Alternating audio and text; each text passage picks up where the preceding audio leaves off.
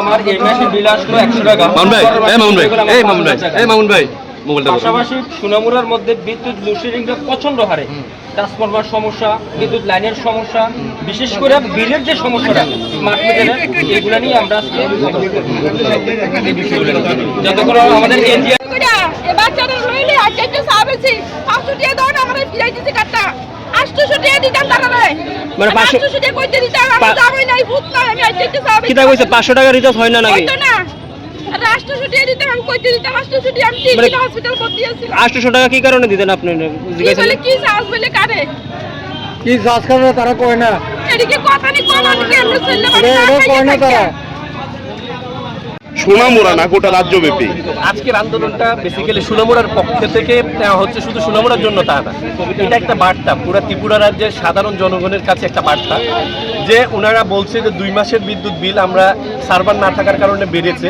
সেটা কিন্তু অনলি 2 মাসের জন্য না, প্রত্যেকটা মাসে কিন্তু জনসাধারণের পকেট থেকে একটা মানে কমিশনের নামে, ইলেকট্রিক বিলের নামে মানে সাধারণ জনগণের পকেট কাটা হচ্ছে।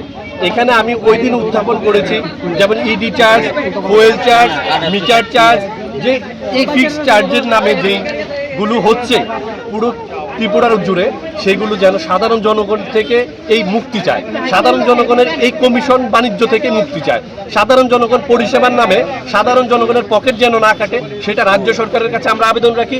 এখানে পলিটিক্যালি কোনো ব্যাপার নেই, সাধারণ জনগণের বাস্তবসম্মত যেই সমস্যাটা সেটা আমাদের উত্থাপন করার জন্য আজকের এই অবরোধ।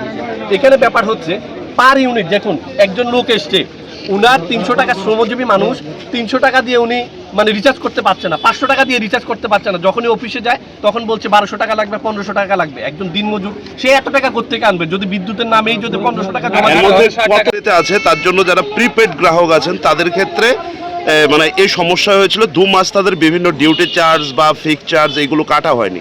আপনি আজকে খবর নিয়ে দেখুন, এই সমস্যাটা শুধু 2 মাস ধরে চলছে না, বিগত দিন ধরে এই সমস্যাটা চলছে ত্রিপুরা, বিশেষ করে সোনামুড়ার মধ্যে। আপনি প্রতিনিয়ত একটা জিনিস খেয়াল করেন, যেখানে সোনামুড়ার মধ্যে সমস্ত অফিস কাছারি, পুলিশ স্টেশন থেকে শুরু করে আদালত, স্কুল, ইউনিভার্সিটি সবকিছু আমাদের সোনামুড়ার মধ্যে। ওই জায়গায় যদি বিদ্যুৎ না থাকে কিভাবে সাধারণ জনগণ কাজ করবে?